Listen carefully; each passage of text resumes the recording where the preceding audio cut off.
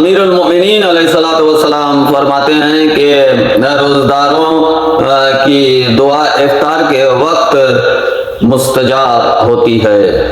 امیر المؤمنین علیہ الصلوۃ والسلام فرماتے ہیں کہ ماہ رمضان ماہ خدا اور ماہ شعبان ماہ رسول اللہ اور ماہ رجب جو وہ میرا مہینہ ہے۔